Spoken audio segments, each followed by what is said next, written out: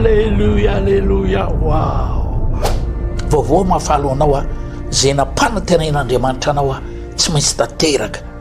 Tonoko makasika anao ny herin'ny fanovana, makasika anao ny herin'ny fahatsarana rehetra.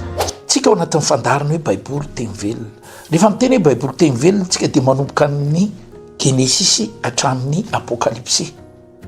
Ao no misy ny fihevitr'Andriamanitra, ao no misy ny programan'Andriamanitra ho amin'ny fiainan'ny olona nanaovany fifanekena.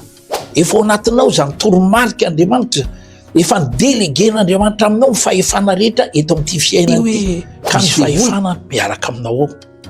Tsy tamaso kanefa manjaka manapaka.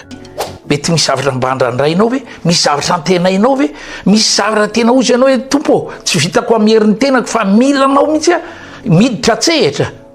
Androany Andriamanitra amin'ny alalany ty horonan-tsary ty, amin'ny alalany afatra dia miditra ohatranonao ny sitrapon'Andriamanitra. Ary ny asa ataoko ny ataonko ary anao be lavitra izy. Fa marinina tsy mahazatra zany satria ny zavatra nataon'i Jesosy tena wow, grandiose. Fa zao ianao afaka hiainana zany ozy ny tompo. Fa mbola isy zavatra ngeza be tanteran'Andriamanitra miaraka aminao. Raha toka manjaka manapaka aminao ny teny, satria ny olona anjakany teny, anjakany Kristy ao anatiny belona. Ny fiainantsika kristianina dia tokony fiainana maneho fanjakan'Andriamanitra. Fiainan'olona tanteraka, tahina ny asa, tokantrano, fitaizana, fahasalamana, fahombiazana, fiadanana, fandresena. Zany ny tian'Andriamanitra, zany ny vokatra tian'Andriamanitra ho anatin'ny fiainan'ny olona zay maninona mametraka ny tenin'Andriamanitra faivatra. Dia miravoravo amin'ny Jehova dia homenenao zay irifonao. Wow, teny fikasana, teny fampanantenana koa. Tanao le herin'ny tso-drano, rehefa mahazo indray mandeha anao tsy midina intsony anao fa miakatra foana. Ary raha toka manaja an'Andriamanitra manome voninahitra azy ianao, ny eo tsy lany eo tonga ihany.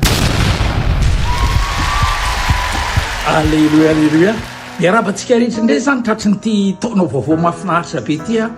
Misy matoky fa salama ianao manam-panantenana fa ty taona iray ty dia to-pahasoavana, to-panavahana, to-pandrovahana ihany koa.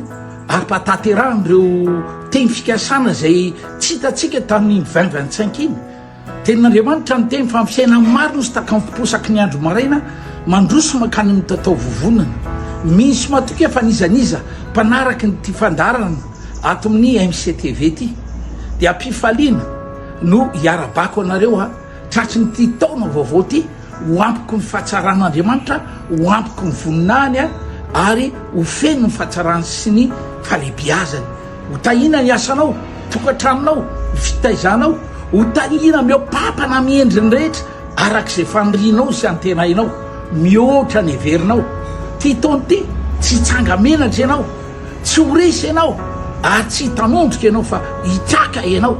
Ary ny fiainanao dia ho feno fifalian'Andriamanitra, feno zany fiadanam-po miaraka amin'izany satria ho izy zay nitahiny Jehova dia ho tahiny mandrakizay.